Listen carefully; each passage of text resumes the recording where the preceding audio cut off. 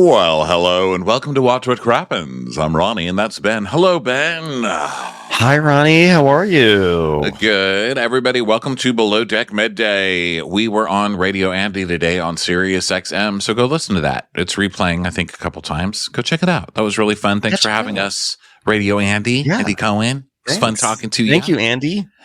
Thank you, Andy and John. And John Arthur Hill, you handsome little devil. That was fun. Go check it out. He is handsome. Had a lot of Love Island coverage. Go check that out over on our Patreon. And if you want this on video, you can. It's also on our Patreon. We do it every day on video these days. So check us out on the television. We're on global television on a big network called YouTube. Guys, check it out. And if you don't want to pay for Patreon, that's okay. We put them out for free as well, just a week later. So if you want to wait a week, do that. If you don't, give me your money. Welcome to Below Deck Mediterranean, fighting over mediocrity. That's basically what the show always turns into being. Beautiful, capable. I'm taking away capable, but I would love to keep it in there, but I can't with a good conscience keep it in there. But beautiful, lovely ladies wasting their life over loser men with runaway eyebrows. And you know what? I see it on this show all the time. I see it in real life all the time. Just stop it. Find some gays and listen to us. That's my advice. Everyone needs a little Aunt Ronnie in their lives, right? Auntie Ronnie knows the truth, and they just need you to come on that boat, sit everyone down, sit all the stews down, and be like, okay, you've been trained on how to wash glasses. You've been trained on how to do laundry, even if you don't still know how to do it. But now you're going to be trained on how to navigate these deckhands, and I'm going to save your season for you. And you will just lay out all the things they have to do, and it will be solved. Well, it's just general, it's like look both ways before you cry. I mean, just watch out for dirty peen. It's out there. But you know what? I think that people at this point have just lost hope in peen. Basically, I think there's no hope. So the best you can really hope for. I mean, I know that's really negative, but I feel like the best you can hope for is eyebrows. What's his face, Joe? He's got nice arms. I think that might have something to do with it. Yeah, it's not looks. It's not the look of his eyebrow. It's just that's his defining quality. It's just douche. It's just douche. I guess that's the best we can hope for. But you know what? Hugs. Okay, so we open where we ended up last time with Ellie and Bridge in the firing range of Sandy. They're in the screening room of Nap. No, they're in the screening room of Wind. And Sandy's threatening their lives. And Ellie's like, Captain Sandy, I have behaved respectfully. I have been good leader. I have been teacher. I have no issues leaving today because I have no problem with anything I have done. So I stand on this hill with a flag and I say, free my people, Captain Sandy. I have been slandered by laundry lady. You can take away my detergent, but you cannot take away my freedom. So Sandy is like, well, you know what? We're in the middle of a charter. Surprise, surprise. And you know what? Aisha came to me and she's doing everything she can to keep the peace. And if you're telling me this can't work, I'm going to have to let you both go double elimination style. Okay. And this is the last thing I want to do. The first thing I want to do, catch up on Wind, have missed the last 3 episodes. I don't even know what's happening. Okay. This is the last thing I want to do. Let's be kind to each other. Let's do that. Okay, so I've just threatened to fire both of you. So walk out of here. Just be nice. Hold hands. As you wonder when the guillotine's going to come down and break your head off from your shoulders. I just want you to look at each other and say, wow, that girl could use a hug. Then hug her. And then when you see a girl that needs a hug, hug her. It's going to be 2 girls hugging. And then when you walk out of this bridge, I'd like you to walk out backwards. You know why? Because you're going to rewind. And you're going to be kind. You're going to be kind and rewind. Or you're going to get charged 50 cents. And I'm not lying. So they're like, okay. So now she calls Aisha to the bridge, and then Jono calls Bree to the galley. So everybody's being called. Radios. So Jono is giving us one of his monologues about things about cooking that he didn't learn in architecture school, which is kind of everything. I can't believe you didn't learn how to make cakes in architecture class. By the way, I know He's like, baking? You don't learn baking in architecture. We know, Jono, but like when you're taking a job as a professional chef on a yacht, you should probably practice that kind of stuff. You know, it's coming, right? Not too late to take some classes. Well, so, the same reason we all wear condoms. We know it's coming. At some point, it's coming. You know, maybe harder for some of us than others, but at some point it's coming. Be prepared. There's cake on the horizon. Yes, cake is coming. It sounds like it would be a mixed horizon, or a mixed metaphor, but it's really not in my case. Okay, so also I wanted to say something just about. I know I'm full of platitudes today, but last week's episode, I was saying, this is an interesting season of Below Deck because there are villains, but there aren't hateable. It's not the same. Like I don't feel the same rage, and people are like, Ronnie, what the fuck are you talking about? I've been getting emails saying there's no villain. Ellie is a total villain. What are you talking about? I didn't say there's no villains. Listen up. I said they're not as rage-inducing. I mean, Ellie to me is like, she's a villain, but she's like a funny villain. And I love that it's pretty much stayed about laundry and eyebrows. It's not like vile kicking sand in people's faces and, or like Camille, that girl was terrible. Or, most of the toxic men we have on this show, or Ian, it's just, he's a dopey guy who can't see ropes and waters. I just meant, I didn't say there's not villains. I just meant they're not as hateable. Or maybe I'm just becoming, a spiritually more well-adjusted person. LOL. We know that's not the case. I don't see Ellie as a villain. I don't even see her as like at just being in that territory. I see her as just like she and Bree are just both fucking up. And she's definitely had some like really obnoxious monologues, which is like, I am second in charge here. And like normally that would be enough to be a villain, but then Bree is totally dysfunctional. So it sort of like balances out, like Bree being inept, Ellie having sort of a career ego there. I don't know. To me, they're just both kind of like bumbling around on their jobs. So it doesn't feel like villainy to me. It just feels like classic second, third stew. It's like villainy. Yeah. It's like silly villainy. Silly. Okay. So Jono is talking about cakes. Good luck with that. So then Sandy is talking to Aisha, and she's like, is that your dinner? She's like, it is my dinner. Well, it's my lunch. It's my dinner. I haven't eaten lunch yet. I haven't really eaten anything today. It's so stressful not knowing what side of folk is going to be on when I come up from a nap. Can I trust anyone?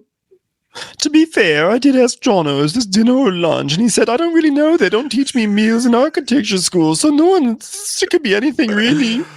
I said, can I have a club sandwich? And he said, a spiral staircase. And I said, no, a club sandwich. And he said, an elevated parking garage. I just can't win today. I asked him for chicken cordon bleu, and he gave me a book about Le Corbusier. I'm like, I don't even understand how I'm supposed to eat this. Thank you for saving that. Do you love that I have no architecture references? My architecture references are like elevated parking garages and spiral staircases. I took one class on modern architecture junior year of college, and I was like, my favorite class I ever took. And I'm like, why didn't I take this earlier? I totally would have been an architect. I loved it. And I just mine it. I'm like, what did Professor Heck say about Georgian architecture? I'm like, I will use that in my Below Deck recap. Well, I'm glad that you didn't follow through on that one, because I would be leading a very different life. They didn't teach me about podcasting in architecture class or how to make a cake. Professor Heck didn't teach cakes. Well, it turns out you didn't need anyone else to build you up in that department, right? What the heck? What the Professor Heck? So she's like, well, I talked to both of those dummies, and they're, they're still, they were hitting each other.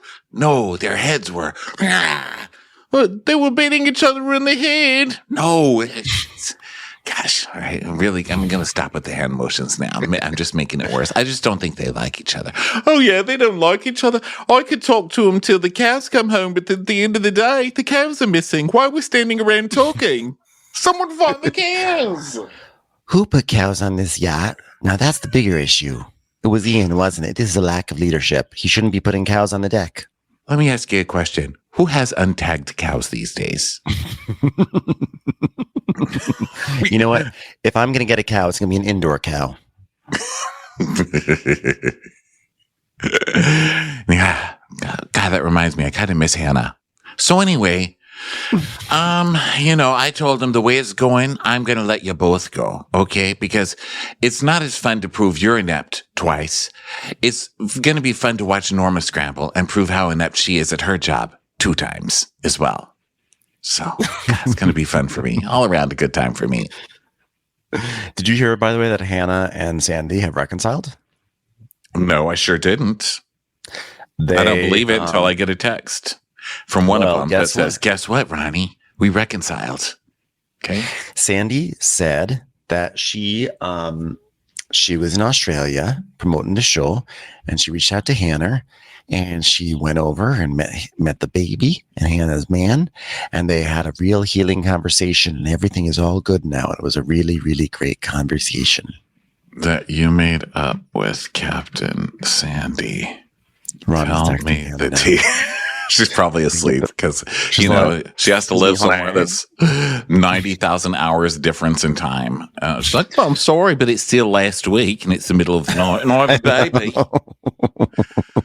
But how dare you? Like, you can't just text me about shallow things. Like, I also need to know that you made up with Captain Sandy. I mean, the wall of China just fell or whatever. Like, the Cold War just ended.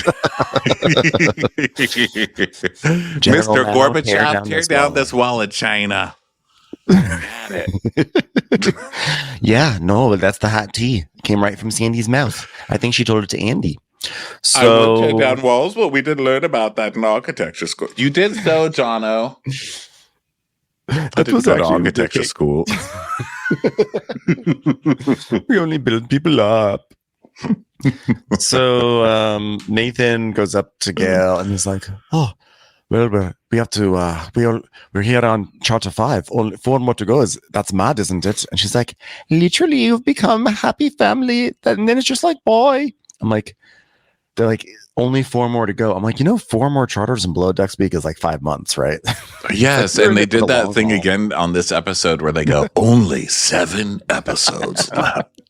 That's a whole season of real girlfriends in Paris.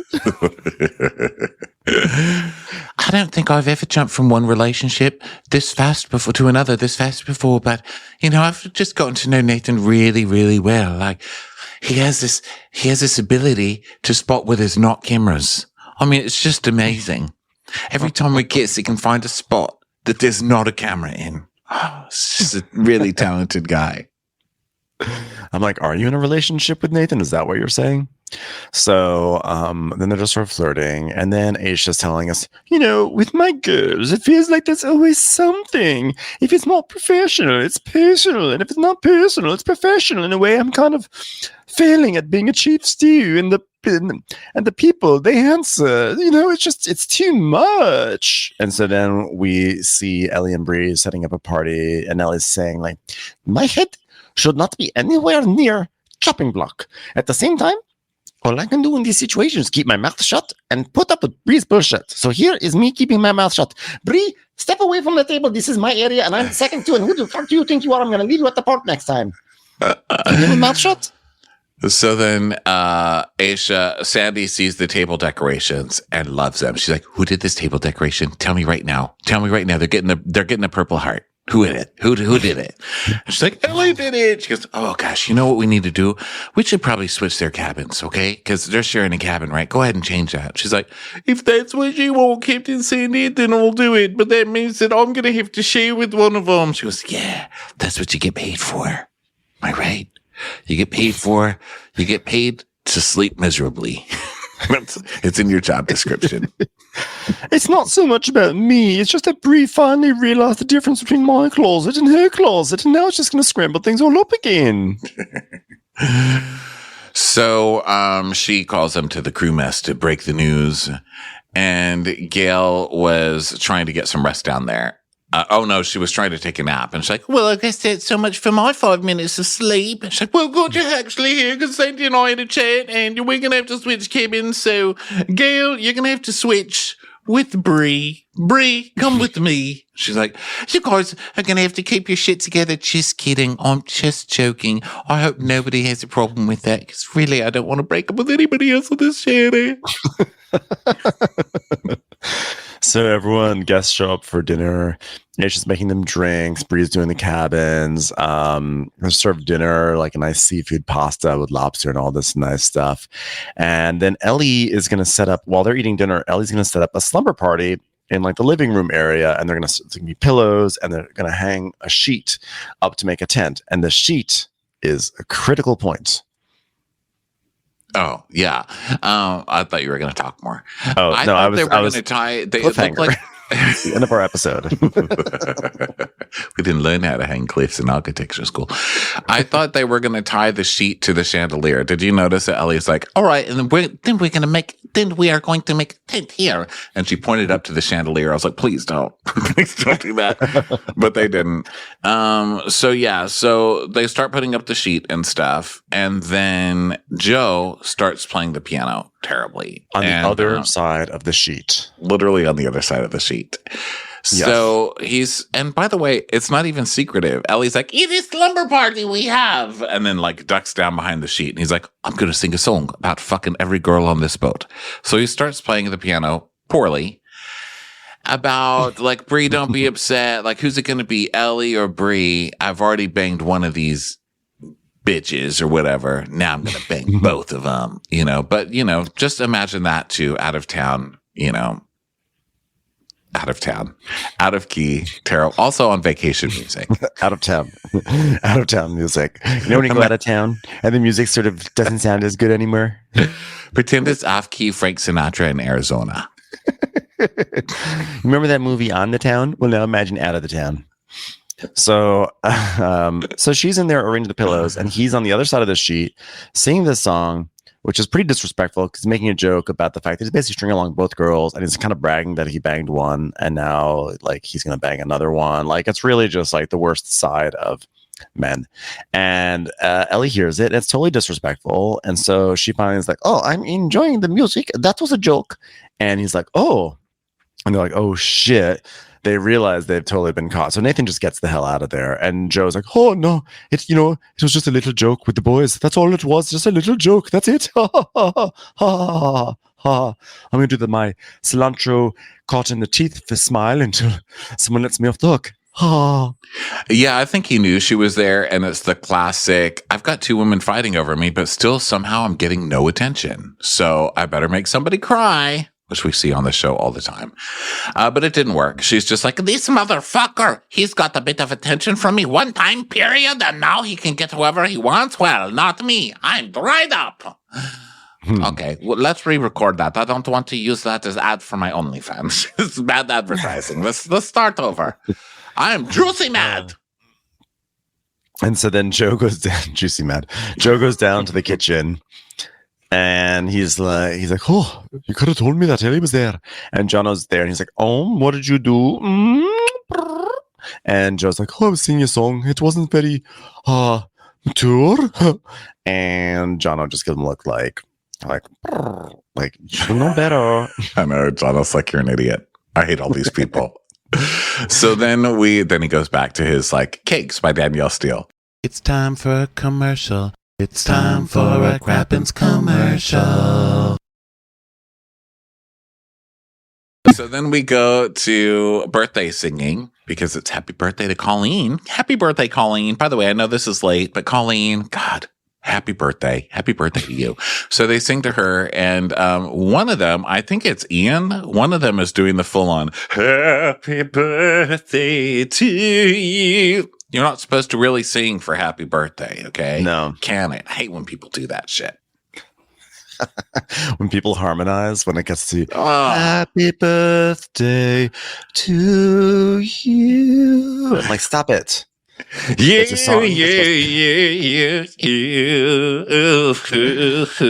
not supposed to sing it well, and no one harmonizes. Everyone does the same notes. Happy birthday to you, boys. So someone's doing that. I think it's Ian, which actually kind of fits. But the rest of them, now, that happy birthday critique is out of the way. Now, the rest of you doesn't mean you're supposed to sing it poorly, because everybody else sings happy birthday like, happy birthday to you. Like, everyone turns into a seal when they start singing happy birthday. Like, yeah. I mean, at least make some effort, don't just like say fuck you to the birthday person, but also you're not on American Idol, like let's find a middle ground. Yeah. How about like middle school audition where you're aspiring to hit some things, but if you don't, it's okay. No one's going to really hold it against you. Karaoke. You want to hit the notes. You don't want to look terrible, but you don't want to look like you're trying too hard. Yes. Although, I when don't we say karaoke. Yeah, you sound great in karaoke. What we don't want is Alicia Keys karaoke. Huh? We don't want Alicia Keys karaoke, which is the phenomenon where someone gets up and decides to sing Alicia Keys karaoke songs by Alicia Keys in karaoke, and for whatever reason, in that moment, they think they're auditioning for American Idol, and there's always that girl that's like, some people want to know, and they just commit, and I'm like, I already fucking hate this song, and you think you are stepping into her shoes, and you're not. Please end this. So, like, no one should ever sing like they try to sing with that stupid Alicia Keys song. I'm sorry. So I get really passionate about that song, and like, I love that song for that. How come you hate that song? I think because American Idol ruined it. Want nothing at all. Because I swear to God, every time I hear that fluttering piano in the beginning, I want to throw myself out a window. I love that song. American Idol ruined it. The show's over. Auditioned for it, Oh, it just looked like I was singing in my bed. I was singing to my dog, but he obviously hates the song too. He didn't even lift his head up. He was like, please die along with that song. That would be great. Okay, so back to the show. The guest is like, Aisha, these drinks do not taste like yours. Would you like me to make you another one? I can't ever eat breakfast, lunch, or dinner. So she takes a drink. Oh, by the way, Ellie herself commented on our Instagram last week and said the reason the mojito was orange is because the guest requested a mango mojito. Oh, well, okay, great. So that makes sense. But then that makes me annoyed with the guest, because then they showed a guest. They even showed it in a clip this week of the guest going, that does not taste like a mojito. Yeah, because you ordered a fucking mango mojito. That's not. There should be no variation of a mojito. I'm going to say this right now. A mojito should just be a mojito. And like, there should be no like strawberry. There should be no mango. There should be no other. A mojito should just be a mojito. Or a frojito, where it's just like a frozen mojito. That would be fun. No, you're right. That's a variation. It's hard enough to make a mojito without freezing it. Yeah, I think. Yeah, exactly. So Aisha is like, Ellie, what are you putting in the porn stars because they don't taste right? She goes, oh, no, well, I was doing vanilla vodka and a little bit of pickle juice, a little bit of gin, some apple cider, some full-fat milk, buttermilk, and then some lemon juice on the side. I think it's pretty good. Then a little bit of nail polish remover and Barbie hair. Also, I put Captain Sandy's shirt in blender with some water, puree that, and add 2 porn stars. So Aisha is rough. Like, Aisha is so nice that it's always shocking to me when she gets shady with people, because she's always like, oh, you're going to do so well.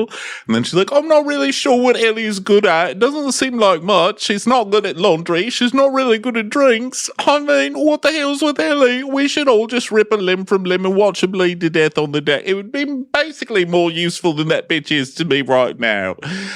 Can I please get some dinner?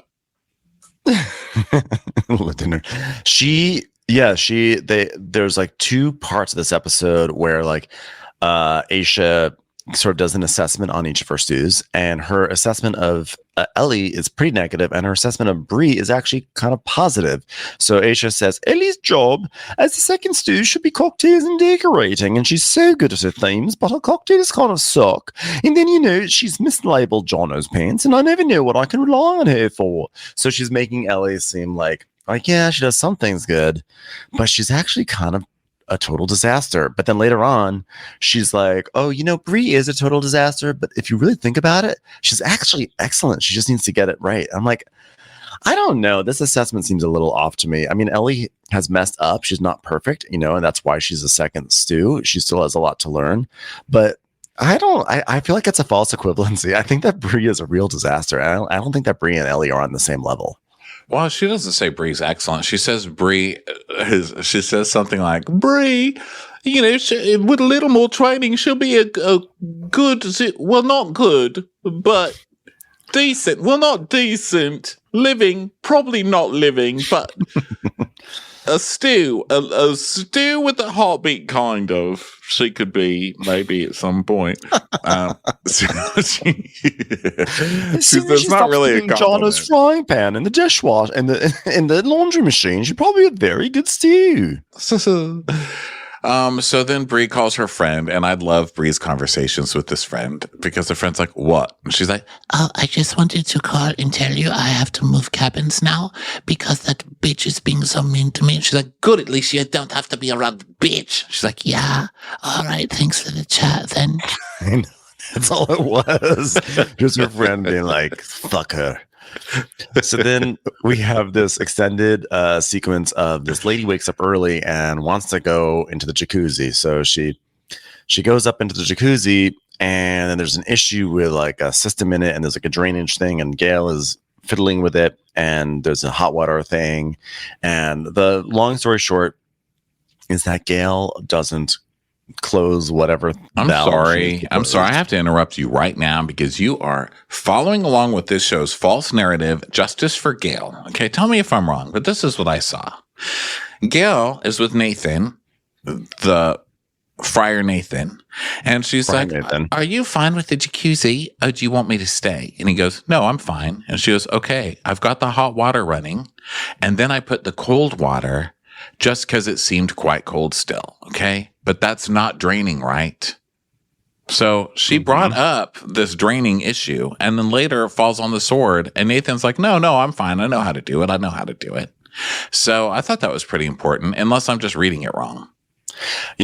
Honestly, I didn't really understand what the hell was happening, and so I just had to go with the show's narrative because I didn't understand what any of this meant. Like, I got hot water running, but then I put down the cold water because it just seems quite cold. Like, I thought she was saying, we need to do the jacuzzi. You've got this, right? It's not draining, right?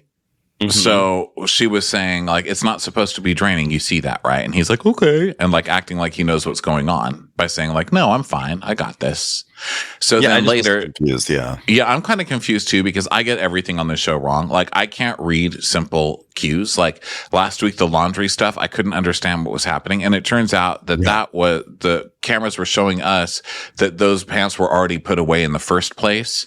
And I couldn't get that.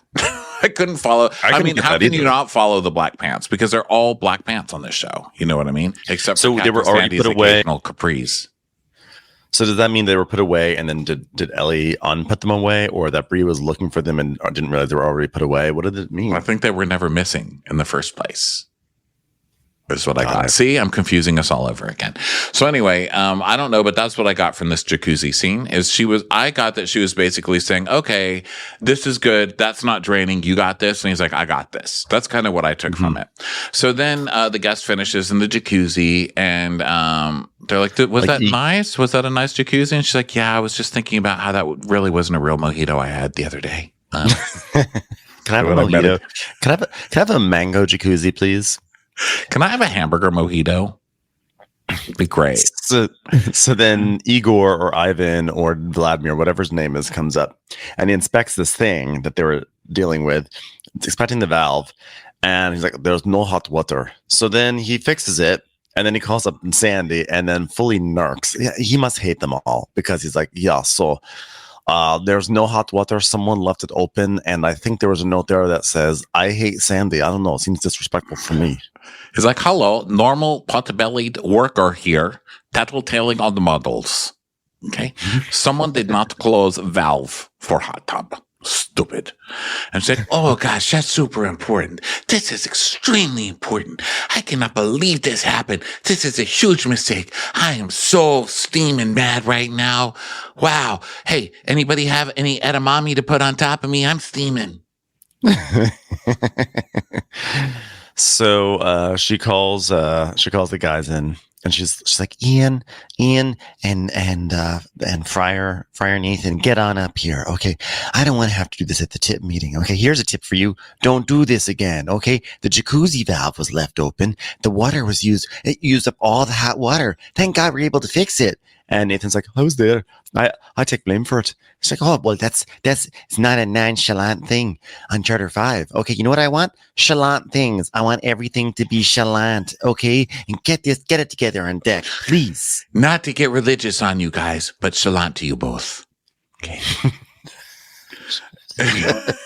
so here, this pissed me off because Nathan's like, "Oh, I was there. I'll take the blame for it." Yeah, you will. You were there, and you were there when the hot tub was getting set up and done, and you're also lead deckhand now, and you still fucked it up. So stop acting like, "Oh, I'm going to fall on my sword for a girl." Mm-hmm. Yeah. Well, you know what? Thankfully, this hot water issue did not affect the guest experience, okay? This is an Ian problem because this is a lack of leadership. Because it's not just about the jacuzzi, okay? There's a lot of little things that keep on happening. They're systematic issues. These are systems that need to be in place. And that's something that Ian has failed to do. Always close the valve. Do your valves. Do your valves. So then Ian's like, did one of you guys fill the jacuzzi this morning? And Joe's like, no. And Nathan goes, Gail turned it on. Okay. So there you go. Selling her down the river already. And then Ian's like, and then you guys didn't close the valve. And he's like, I didn't touch a fucking thing up there. And Ian's like, anything that gets done wrong is my fault, even if it wasn't me. And he goes, well, I don't give her, I'll take the blame. You didn't take the blame. You just blamed her. Twice in front of Captain Sandy and Ian. Yeah, you did it twice in front of both of your bosses, really and then you fucking blamed her and then acted like, oh, I'll just fall on the sword though because I like her. But this guy's a little shithead. Yeah. I thought he was so nice. I can't believe he got away with this. He really did. Like, I didn't even realize until you said this, but you're right. If you're going to fall on the sword, you don't mention the other person's name. Otherwise, you basically just dulled the sword. There's like, you don't take the blame. You don't say, oh, they did it, but I'll just say I took responsibility. That's not how taking responsibility works. You've shown people exactly where the error was, and that's going to stick in their heads. So and Ian's like, well, I'll give her shit. Don't worry about it. I'll just let her know that you've always got to check the valves and make sure they're always closed. Okay. Well, again, Nathan was there and didn't do that. So Joe's like, oh, well, now that Nathan feels like he's getting involved with Gail, so now he wants to take the blame for her, period. I understand why he's doing it, but I don't agree with it. He didn't take the blame. And what the fuck are you doing? Haven't you fucked over enough women on this boat? What do you have to do with this? Get the fuck out of this issue. Yeah. Okay. So then Nathan goes up to Gail and he goes, FYI, the captain just had a word with Ian because the jacuzzi wasn't fully closed and we lost many liters of water. He got some shit for it. I said we were both up there that you turned on the jacuzzi, but I took a full responsibility. And she's like, fuck. He's like, yeah. And then Ian comes in and he's like, hey, have you heard about the jacuzzi? She's like, yes, I'm so sorry, mate. Would you like me to go talk to the captain? He's like, no, don't worry. It's fine. So she's about to cry over this, you know? She's like, oh my God, they're basically blaming her, saying, no, don't worry. It's our fault. Don't worry. But you did this. That's our fault. Then Ian's like, I have to take the brunt because I'm the one in charge, but we can't be making stupid mistakes like this. And she just told me I must crack the whip on you guys. Now, I don't want to crack the whip, but I have to crack the whip. Now, where's the whip? You're holding the whip, mate. No, I'm not. Don't have a whip. You're literally holding the whip, mate. Nah, this is it's a whip. I have it. That. All this time, I thought it was a pillow. So Gail says, sometimes Ian kind of rubs me the wrong way. Like, it's still shit. You shouldn't take the blame for the things that I should have done. Every week we have an update on where Gail stands with Ian. Last week it was like, sometimes Ian's, he's actually kind of nice. I kind of feel bad for him. And the week before it's like, I just don't think I like Ian. And this week it's like, sometimes he's kind of a shit. It's just like the weekly update on Gail's sort of not very strong feelings about Ian, but here's where they are anyway. Yeah. So she goes up to Captain Sandy and she's like, Captain Sandy, about the valve. I've to take responsibility for the valve was my fault. Please take my head. She like throws herself on the ground and like offers her head like she's in Shogun. She's like, oh, geez. Why are you so nervous? You're like Norma at her prom that she didn't get to even go to. Sorry, I've been watching Shogun, and there's a lot of beheading on that television show. Just a lot of it. God. Can't get it out of my head. I want everybody to be beheaded now. Captain Sandy, I left the valve open. Take my head, I deserve it. Seppuku. I'm going to seppuku myself. Which is second me. God. So Gail is like, do you know what that means? I'm so sorry you don't care about this. But no, do you know what it means when I'm going to second you? So you seppuku yourself, but then if I second you, I would cut off your head to make sure you're dead. So that's what you ask your friend. You're like, hey, I'm about to seppuku myself. I'm about to kill myself with a sword. Would you second me, man? You're like, sure. And then you just stand over me with the sword. And then I seppuku, and then you chop my head off. It's not sweet. I second that emotion. So, yeah, it's a great show. Love that show. It's a heartwarming show. Yeah. It's nice. See, that's what House of the Dragon is missing. We don't, they chop off heads. But I guess seppuku is the head chopping is after the spook. It's a two-step process, and I think House of Dragon really it's not as good when it's only one step. Yeah. So Gail is like, oh, Captain Sandy, I just want to apologize because it was I was all not to see it was me with the valve. It was me. I did it all along. Oh, throw me from the boat. And Sandy's like, hey, whoa. Wow. What are you crying about? Don't get upset. Listen, was I mad? Sure, I was mad. But then you came and you played my favorite song, Responsibility Taken. God, I love that song. I wish Joe was here to play two chords so you could just sing that sweet, sweet taking of responsibility. God, I love that. So that song will never go out of style. I'll tell you that. That song's going to be number 1 on my charts for the rest of time. Listen, when I say something, it's just to educate people and to shame Ian and to say it like, I just want to say, hey, let's work on this. And to Ian, let's work on this or you're fired. So like, that's just all. That's it. It's just learning and shaming. It's not about wanting you to feel stupid. It's about wanting Ian to feel stupid. Okay. Now, come here. You want a hug? You want a nap? You want a nap hug? Let's do them both. Come on. Is that inappropriate? It's getting creepy, isn't it? Set an alarm for when wind comes on. We'll wake up and watch it in each other's arms. Not sexually, just an extended hug. Oh, God, I love accountability. Oh, gotta get my rocks off. Okay, get out of here before I get inappropriate. I already said rocks off, so get out. The only reason why I became the leader of the boat was because I just love accountability. I love accountability so much that I said, I'm going to become a CPA. And someone said, no, that's accounting.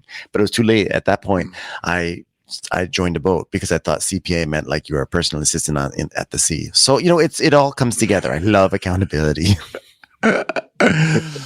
So Joe, they're saying goodbye to the guests. They're all lined up. And Joe's like, not even one look from Mel. Not even one. And Nathan's like, really? You should fuck with them and make them cry somehow. And he's like, yeah, well, she has every right to be upset, but I'm going to apologize to this woman and I can promise her it won't happen again. And then I'm going to make it clear to her that I'm going to have sex with her and Bree also in front of her, if possible. So these very forgettable guests leave. Like they made almost no impression. And then Bree is like, back to laundry. She goes, I can make a list and I can write it down, but then I'll come back and everything would be different. Did I do that? Or would it be there? And like, I'm starting to really think that Ellie is sabotaging me. I'm like, I don't know. I don't think Ellie is sabotaging Bree. I think Bree is sabotaging herself. Like, I just honestly, how hard if a t-shirt that was in one pile got moved to another pile? Just look in both piles, you'll find the t-shirt. It's just look for the tags on the t-shirt. Commercials. Here comes one right now. I just like the idea of being like, I'm putting laundry in and making note of it, and then I'm going to put arrow with tape to dry her. And then Ellie just comes in and starts moving all the arrows and rewriting it. Like you open your notebook. All right, here's my note to myself. You are fugly skink. Wait a minute. Did I write this? Did Ellie write this? Did Jono's pants write this? Who wrote this? I love that she can't even remember. She has to have a notebook that she leaves in public. I mean, I can't. The issue. So funny to me. The issue is like it doesn't matter what Ellie moves around, what she moves around or not. The point is that like Bree is constantly. Someone's yelling in the hallway right now. I know. I hear that they're fighting. Yeah, I heard that. She's like, "What did you do with my laundry, you son of a bitch? I had that laundry there." Bree's out there with the Captain Sandy shirt. This is for you, Ben, I believe. No, they're not. They're not fighting. They're just joking. They're laughing. They're laughing very loudly. Actually, there's a podcast in session here, ma'ams. Oh, maybe they're getting what you're putting down. They're like, "Oh my god, laundry jokes! Everybody gather by room 702." But seriously, though, I can't believe it. Not seriously, but like Bree, she is just like the issue is ultimately everyone's names are on their shirts. Put their shirts in a pile of like names and deliver them. But I don't know what she's doing, but like, I don't know why everything's going to different places. And I just can't say that how can that be sabotage? But then we saw last week that Ellie was the one who mislabeled Jono's pants. So that caused that kerfuffle. So do you think she's going in there and relabeling people's? I do. I mean, I think that there's, I don't think it's sabotage. I don't think it's sabotage. I think Ellie's going in there being like, ugh, she's not doing any of this right. I will fix it. And then like she messes up too. And so now they're both like accusing each other of sabotage. Yeah, they're just both messing up. Okay, so Ellie's getting ahead because she has that thing called confidence that everybody believes. And it's so true. Like fake it till you make it kind of thing. She's just like, I am best. I want to be a chief steward one day. And so you believe her, even though she's like taking 5 hours to set a table or, moving the laundry incorrectly too, because she has more confidence. I just assume that Bree's going crazy, Yeah. So that's just how the world works. I mean. So Ellie's in another place.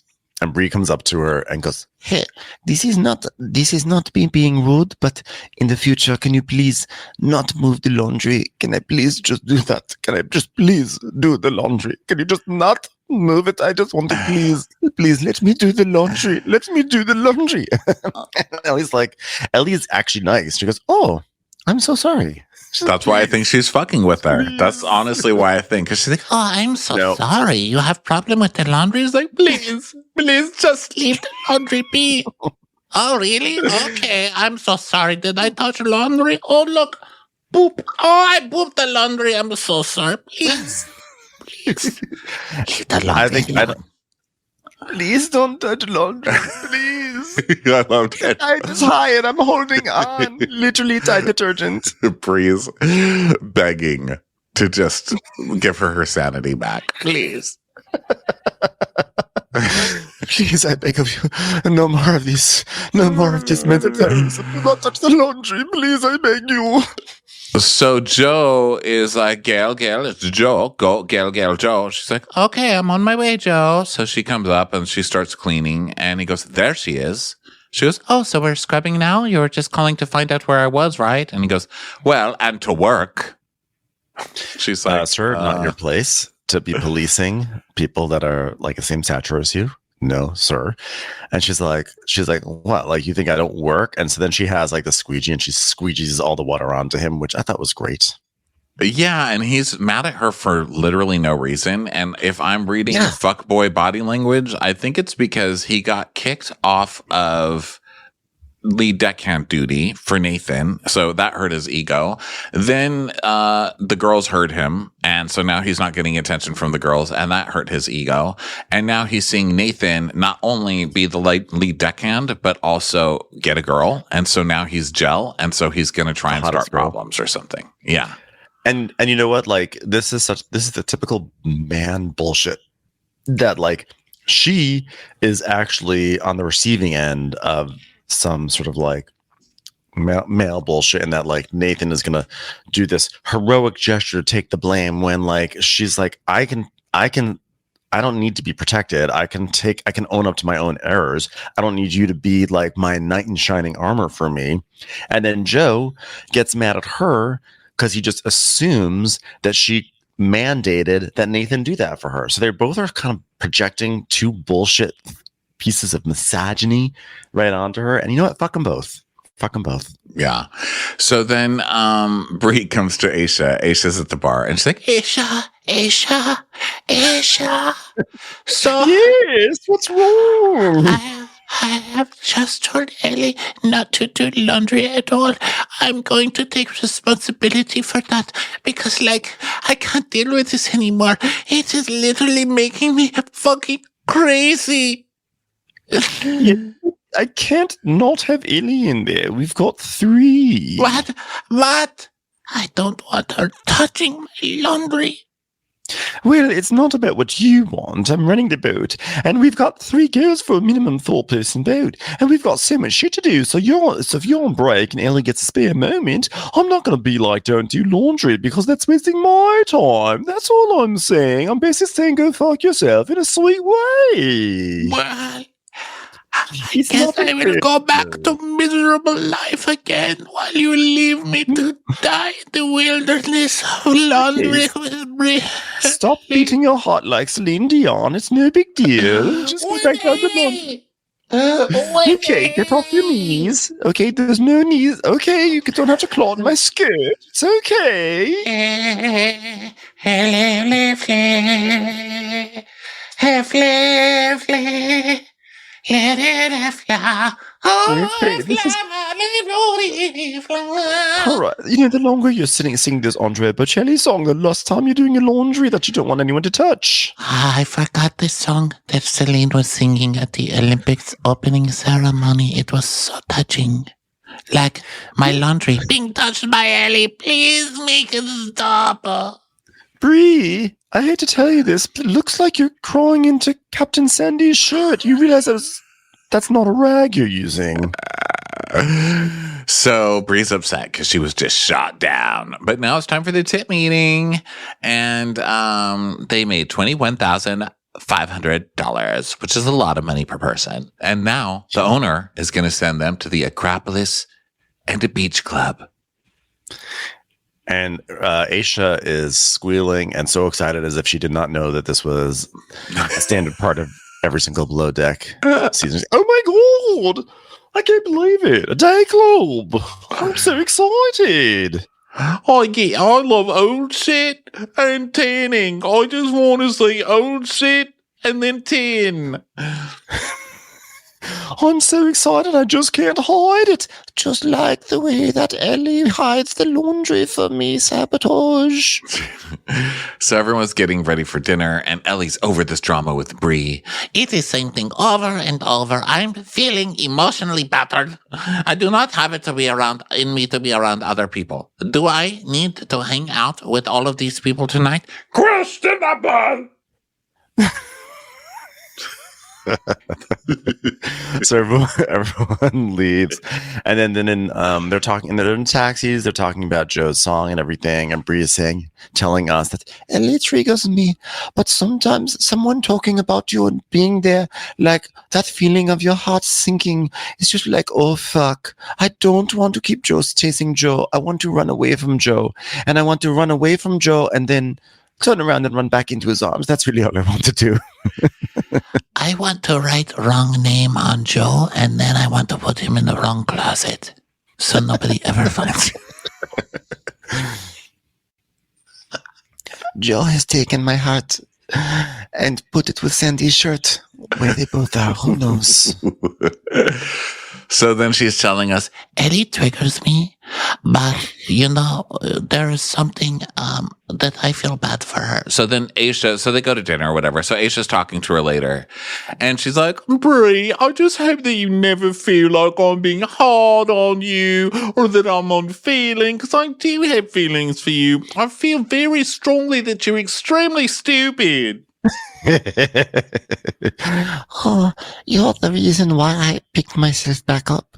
It's like when I make a mistake, obviously it doesn't make me happy. And I'm so sorry, Aisha. She's You shouldn't be sorry for who you are. You should be sorry for who you're not, which is a decent employee. Now, if you want to work on a yacht, you want to be on service, you can't let your loads show. Do you know what that means? Do I mix them with colors or whites? She's like, my Lowe's show cut to, please don't touch my laundry. I said, please, don't do this to me. Don't touch the laundry. She was like, that was funny. She goes, does it show? They just pulled you off the ground. Okay. Clinging to the carpet. It's like, please no. And then this is where Aisha has her little assessment of Bree. She goes, Bree is very emotional, but I really do understand why she's not being fired. She does do Crappens well, and she helps with the breakfast service, except for when she takes the coffee cups and puts them in the coffee machine. That's not where they go. But she does do other. The other thing, she ties her shoes very well, and that's pretty good. She could do her shoelaces well. Ow. Well, except for that time. She tied them together that time. But, you know what? 8 out of 10 times she can tie your shoes. And sometimes that's all you can ask for. Has anyone seen my shoelaces, by the way? I put them in the laundry and I haven't seen them. Please don't touch shoelace laundry. So then Bree's like, Well, it's not about how you fall. well, it is, because you fell by tying your shoelaces together while I was trying to stand up for your shoelace capabilities. But it's not about that. It is about how you get back up. Help me back up. Help me. Help me. Don't let me die here, please. I'm dying here. Please help It's a me. metaphor. You don't have to actually crawl around on the restaurant floor. So Joe is talking to Gail. Oh, this is such an asshole conversation. So he's like, we were talking on the sun deck earlier because you came up with like an aggressive attitude. She's like, I did? Which she totally didn't, by the way. She goes, well, I was having a rough morning. I mean, we all fuck up, but I'd never want someone else to cop the blame for something I'd done. If I turned it on, I should have stayed. And that is something that I did, and I'll take the blame. See, she even knows. She says, if I turn it on, I should have stayed. No, you told him about the fucking drain. This is making me crazy. So Joe's like, but Nathan had your back though, and that annoyed me because that's my side. And Gail's like, no. She's like, I went straight to her and I said it was all me. I put it on and I left because and I didn't want was for you to get a princess treatment, which is like so condescending. Like, you're the one who's actually getting the princess treatment here, sir, because you've not been taken to task for really a lot of your failures and the way you've treated people around you. You are the princess and you are getting that treatment. She's like, well, you should know me better. Like, I'll never take a princess treatment. He goes, well, you have to accept your own responsibility, which you do, I guess. But I didn't know this at that point. All I heard was Nathan's going to take all this blame and I will not have it. She's like, yeah, I'd never do that. And she tells us, she's like, if you call me a princess trying to act like I'm entitled, boy, I'm not entitled. So you better fix it up. Okay. I love that attitude, but I kind of need it hurled at him. Yeah. I don't like this. Like, these fucking guys are killing me. And I know this is like a small thing, but it's not. It's making me more and more mad as it goes along. Gail's like, I always carry my own weight. Ow! Sorry, just dropped my weight on my toe. God, I do that every single episode. Except for my ankle. Gosh. So they all go back to the boat. They all go to sleep. They all wake up and they're ready to visit the Acropolis. And Aisha's excited to see old shit because she loves old stuff and she likes old stuff. And then she wants to tan. That's all that she wants to do. So they're getting dressed. And then there's like a moment of, there's like a détente for a moment between Bree and Ellie. And Bree's like, So, Ellie, do you know what you're going to wear today? Please don't touch what I'm going to wear. Please. No, don't do that, Ellie. So she basically is like, I heard about you playing a song on piano about you. I'm so sorry for you. I don't like that. She goes, well, actually, he was taking piece out of both of us, and I didn't want to say anything to you. I didn't want to upset you. So I told it to your laundry as I put it in the dryer. How could you do this to me? and Bree's like, I don't know who he thinks he is. And she goes, exactly. I was like, bitch, I got NFL players in my DMs. which I kind of like that. Not that she's going to be better off with an NFL player, but like for real. she will literally be better off with a NFL player. You're right. She actually literally be better off. Than a guy who mops a deck. Yeah, I think she'll be better off. So Aisha is reading about Greek history. She's like, Pericles, a great politician in the 5th century of BC who knew how to change laundry. Look at that. He coordinated construction of the buildings and knew how to bake cakes. Wait a minute. Why do I feel like you're personally attacking people on this boat? I picture myself wandering through this Parthenon. I've got reams of fabric in one arm. I got gold nuggets in the other arm. I come with to the treasury's gatekeepers and I say, please store this for the safety of our entire civilization depends on. I was like, I don't know what version of Greece that Aisha is explaining, but I'm really into it, actually. I was like, she really told a good story there in a very short amount of time. So they look at history and talk about history and stuff. Aisha's reading to them all. And Bree is like, hey, do you want to get a photo, Ellie? Because they're actually nice to each other when they're not fighting over stupid boys. And Ellie and Joe's like, oh, how cute is that? And Ellie's like, I would like Joe to take some accountability for his behavior. I have no intention of speaking to him unless he apologizes. Joe's behavior has caused a rift at work and it's now been taken to a level where my job is threatened over it. I cannot even touch laundry soon. Do you know how much this hurts me in the future? I mean, technically, it's Ellie's behavior that caused the rift. It wasn't like Joe doesn't cause that behavior, but I know what she's saying because basically Joe did cause it. So, but technically, theoretically, everyone can react. They have control over their emotions, and they don't have to act like that. So then there's just like there's just more touring and stuff, and Nathan's telling us like, I've definitely gained feelings for Gail. I hope that we can do something together away from this charter season when it's just the two of us. Let's see if we can make something work. So You're look forward to that on Below Death.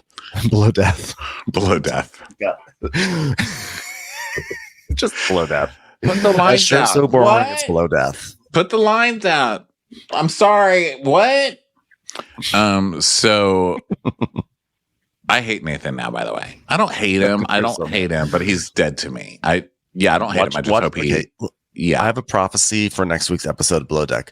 Well, guys, I knew this would happen. I got a DM explaining the situation in the jacuzzi, and it wasn't Nathan's fault after all. Well, that happens a lot. I mean, I've noticed that we are missing a lot of facts lately. And by we, I mean me. You know, I'm just blaming you because you're also here. But yeah, I'm missing a lot of stuff that I watch on TV and then have notes in front of me. Thank you. Thank you, Gail. I'll fall on the sword for you. Thank you, Gail. And that's me getting that princess treatment. But yeah, I'm getting a lot of things wrong. They're like, Ronnie, oh no, what you meant on New Jersey is, or did you know like Teresa never left New Jersey? I thought she did. I know. I can't believe that she was in that season. That seems like she wasn't there, but she was there. She's always been there. She 100%. Yeah, she was there. We do this for a living for over a decade. We recapped every episode of that season. Like, what's wrong? Like, how do I not know that? We just like erased her, but like, of course she was there because the whole point was that Dina came back because Dina and Teresa were best friends, and now that once Caroline was gone, Dina could come back and be with Teresa, and then there's all this stuff, and we just totally erased Teresa from that season. Or that Game of Thrones show. I'm getting all sorts of stuff wrong there. We have great notes on that show. I'm still getting it all wrong.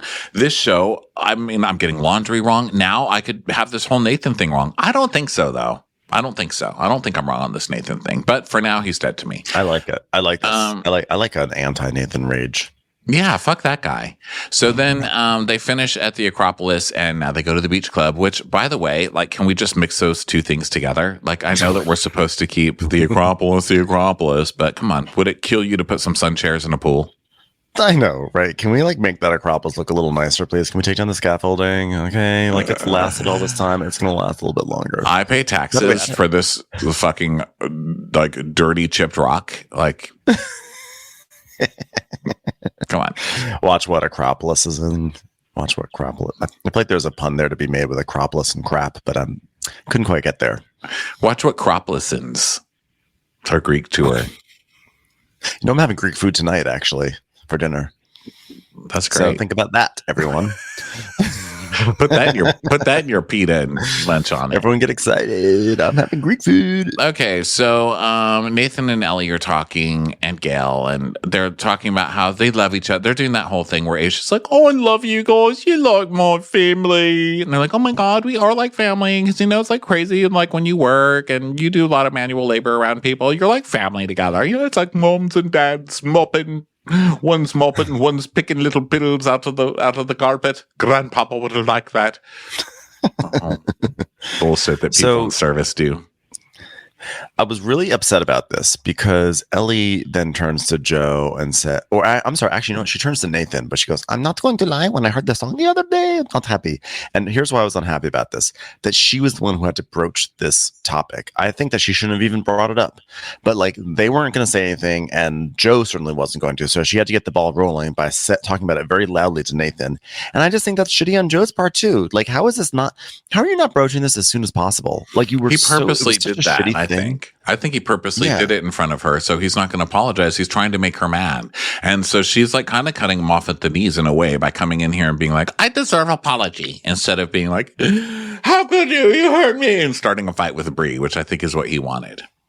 Yeah. Fuck. So Nathan gets out of there right away because he's like, "It's not my problem." So then Joe is like, he's like, "Well, Ellie, I've upset you, haven't I?" And she's like, I feel disrespected.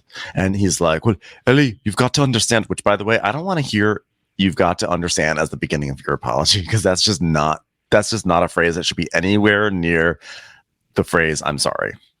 Yeah, and he's like, "I'm a prick, I understand it." And she's like, I will not continue this whole season. I do not accept disrespect. And he's like, "And I apologize if I hurt your feelings. Really, I am. My grandpappy wouldn't like that. And neither do I. My grandpappy liked songs being about having sex with one woman, not two, and laughing about it, while the other one's just trying to tie a tent to anything that's not a chandelier. I should have respected you more." I just hate that he's had now a full day, if not 2 days. He's had full 2 days now to think about how he's going to apologize. And he opens up by saying, "You've got to understand, it was only a little song with the boys and it was a playful event." Like being like the tone of it saying like, "Why are you so mad? I was just being playful with the boys," at your expense, of course, on national TV. I just hate that was how he opened it up with. And then eventually he gets to a more, "Hey, accountability." But like, really, that's really how you're going to fall on your sword. You're going to complain about Gail and like how she falls on a sword or doesn't fall on a sword. And yet when it comes to you, you can barely even get close to the handle. Well, why would I have to fall on my own sword when I've got two ladies ready to ride it? Am I right? I'm sorry. Hey, I didn't sing that one. So can't get mad at me. So she accepts his apology. And then Aisha's still like, "Oh, I'm so proud of everyone. I mean, look at my girls. Can't do one thing right. The people on the deck don't know what a rope looks like. And someone actually attempted to make a non-mint mojito out of an orange fruit. So we are just doing so well, all of us, really." And then they all start chanting "Mystique, Mystique, Mystique" because they toast. And then they're swimming and stuff. They're cavorting, and Ian has a South African Speedo that Ellie is like, "Oh, I love your South African Speedo. You're quite proud of your country. That's nice. Wow. You should give that to Bree so that way it disappears and we never have to see it ever again in laundry." I was just thinking, please stop talking to him. Please stop, because he's going to be like, "Oh, she liked my Speedo. We're basically married now." Blink. So then they go swimming and stuff, and Aisha gives Gail shit for being with Nathan. She's like, "Have you spent time with your lover?" So then they go to bed. They basically go home and go to bed. And Ellie's like, "So what is going on with his move now?" She's like, "I'm going to move in with Aisha, and then Gail is going to move as well. As long as our move cannot be compared to laundry, because I don't want my laundry to ever move. Please, I beg of you." Has anyone seen Bree lately? Oh no, I think I just put myself in the wrong person's closet. Someone find me. Lost. Please let me out of this drawer. Please. Please. Oh no, she sorted her own self. I am stuck in Cotton Sandy's cabin. Please help me. So they're basically like, yeah, this is good to be separated. And, distance makes the heart grow fonder. So it's the next morning. And everyone wakes up. There's more cleaning. And now it's time for a preference sheet meeting. Hey, everyone. So this one's going to be a shorter charter. Okay. So our primary, her name is Mahisha Dellinger. Let's say it a few times. It's really fun to say. Mahisha Dellinger. She's a Dallas socialite. And she's the CEO and founder of natural hair care brand called Curls. Okay. And she'll be joined by her husband and friends. There's someone named Tante, and Tante is a life coach, and her husband Mike is a retired NBA person. So should be a fun time, guys.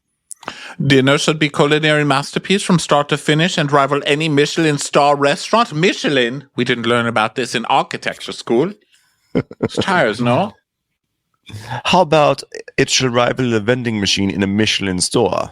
What are you going to do? What are you going to do, boo? You guys feel good about going to 6? What did I just say? Really, but sure. I don't really know what that sentence was, but let's just keep moving past it. Bree's like, I'm really hoping Ellie and I's relationship can actually get better from moving cabins. Because you know what they say about distance? From a distance, we are... I'm sorry, this is Bette Midler's song. Celine did not sing at the Olympics, no? Oh. So the yacht leaves. They're going off to the Bay of Zia. And it's a successful departure. And now Jono is telling us, the guests want to have like Michelin star experience, and I don't think there's any Michelin restaurant with only one chef. Like, I'm gonna do the best that I can, but I might be fucked for this one. Bree. Sandy, I'm missing a red t-shirt. This is not mine. Bree, come on. Bree. I don't know who this one is. Bree, it literally says Igor on it. Okay. You know that man you see walking around who doesn't have a mic? That's Igor. Give it to him. I don't wear this. Bree, my name's not Igor. I'm missing another red shirt, which basically means you've turned into a red shirt. You know the people who get killed on Star Trek? You're dead. You're dead, girl. Look into my eyes. You're gone. The second Spock turns his face, turns those pointy ears away. You're dead. Oh, God. Okay, so Bree, here's the thing. On the first day, everyone should label their stuff, and there should never be any mix-ups. Why do you only have one? I don't know where the other one is. It must have been sabotaged. Someone touched the laundry.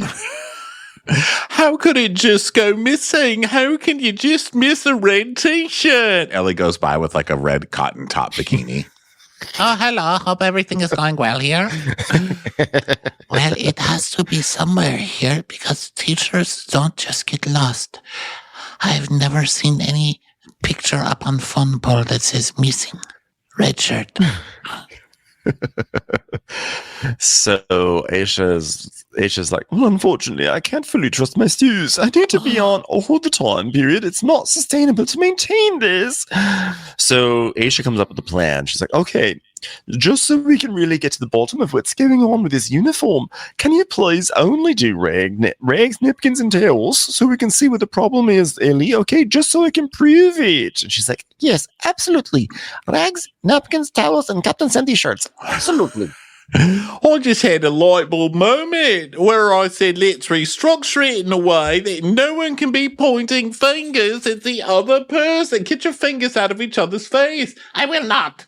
It is her. She is sabotaging me. Unfortunately, Bree just had a light bulb moment in that she just tried to iron a light bulb. All right, well, Bree, from now on, Ellie's only doing napkins, rags, and towels. And Ellie goes, I'm sorry, can I just ask, am I allowed to come into laundry next trip? I've explained it to you already, and I'm explaining it to Bree now. Please don't take my explaining off the rails. So Aisha's like, this way I know that if a uniform goes missing, guess what, Bree? It's 100% your fault. I'm like, well, unless Ellie is sabotaging, in which case it would be Ellie's fault. But I guess we'll see how the system works out. Yeah, I mean, unless Ellie comes behind the scenes and moves stuff. I mean, I don't know. Yeah. But ultimately, Aisha basically says at the end, like, I'm going to be completely honest with you. If you keep making these mistakes, I will consider letting you go. Which is what I said 2 weeks ago, and the week before that, and the week before that. But this time I really mean it. I know, way to put your foot down. Now listen here, Missy. If you do this one more time, after I'm done hugging you really tight and telling you, Lou, you're like a sister of me and I'm very proud of you, I'm going to consider letting you go. But then I'm going to say I'm not letting you go. I'm going to keep hugging you. All right? Now get to whatever it is that you're not doing properly and keep doing that. Great job, everybody. Acropolis.